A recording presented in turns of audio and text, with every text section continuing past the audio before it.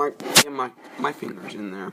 Hi, I'm the Icelandrobot, and welcome to my review of Proof of Life, starring Meg Ryan and Russell Crowe. It's directed by Taylor Hackford and produced by Castle Rock Entertainment. The DVD I'm holding right here has a commentary by the director I'm making of, which spans about 15 minutes, and a trailer.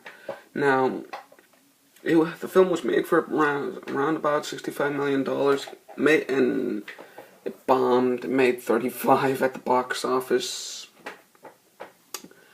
Pretty much to do with the length.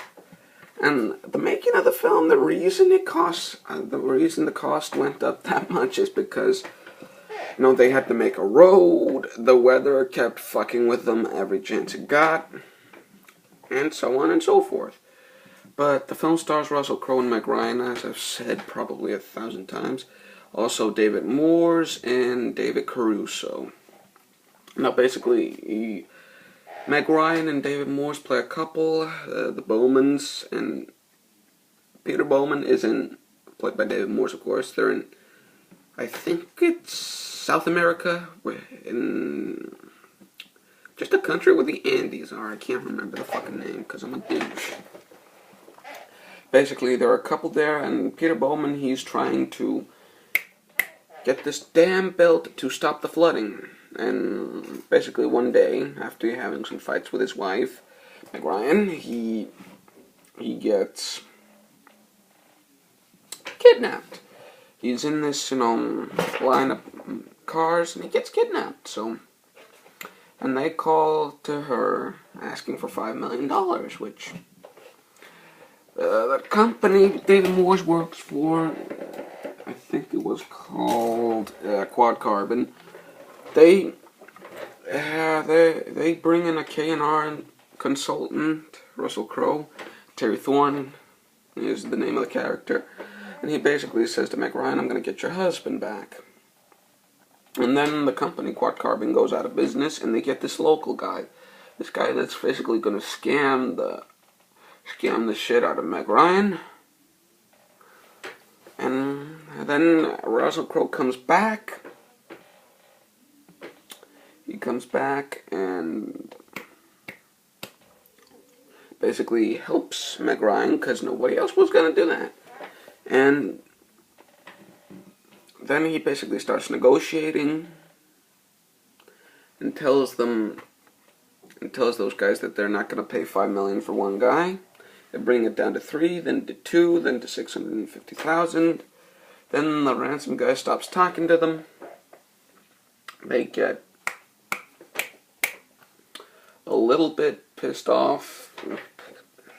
They get a little bit scared, but then they get a call from no. Then this one guy that was in the camp with Peter Bowman, where they were holding him, he escapes and he tells them where the camp is. So Russell Crowe and David Caruso go to the camp, and then we have one last ending action sequence.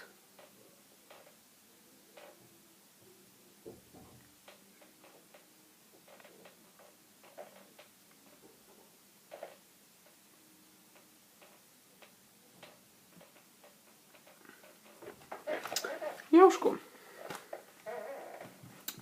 All in all, I enjoyed Proof of Life. It's 130 minutes, which is 2 hours and 10 minutes, and that is kind of one super teeny problem I have with the film is the length, but it's like in The Line of Fire, which I have right here. It's like this movie.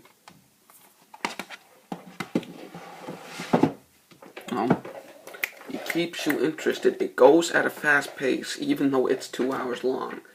And, really, I have very little problems with it, because Russell Crowe gave a great performance, as did Meg Ryan and David Morse and David Caruso. The only people I have a problem with is, I guess, one of the hostage taker guys that acts like a total douche, smokes weed, shoots a guy in the foot, and just lots of bullshit I didn't care for. But the stuff with David Morse makes it worth it, as do these two. I'll stop showing the fucking DVD. But just to show something more. being a clip case, it has, scenes index and the DVD. No way to put an insert into one of these motherfuckers. But, yeah, that is around about it for the storyline. And the thing I don't get about Proof of Life is it bombs, but it gets a 6.1 on IMDb. How can a movie that bombs get a 6.1 on IMDb? Well, something like this. That happened to this film. Blade Runner bombed pretty badly. And, no, it didn't bomb, it was just a flop. And now it's one of the most critically acclaimed films ever. Same thing happened to this. And really, this film is romantic, thriller, and an action-adventure, because, you see, Meg Ryan has some problems with David Morse, it's just marital problems, and, the business David Morse was working for and getting the funding for his stuff, the pipeline he was going to build, they go out of business, so David Morse's, company thingamajigger goes out of business, and yeah. And Jesus Christ, why can't I not remember this? And basically, he has no money left for the dam. I cannot remember what train of thought I was on, so I'm going to start another one. Now they have marital problems, as I said, and then it's a thriller aspect. Thinking, is he going to come out alive or isn't he?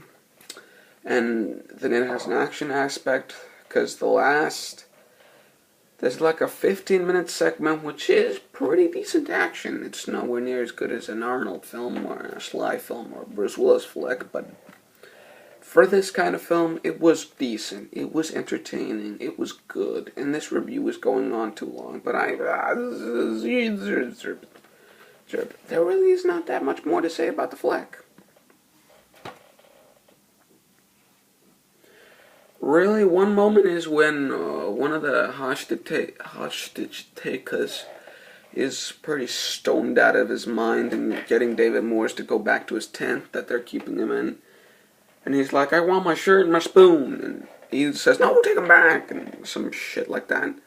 And then the guy just takes his gun out and David Morse is like, well, you're going to point at me and see you have the fucking guts to pull the trigger. I will make you eat that rifle. And he just shoots right here, and he's like, oh, you're a big man. Try hitting me next time. And he shoots his friend in the fucking foot, and that was a good moment. Anyway, not to dawdle on for too long, thank you for watching my review of Proof of Life with Russell Crowe and Meg Ryan. I'm the Icelandrobot, and there really is not that much more to say. Adios.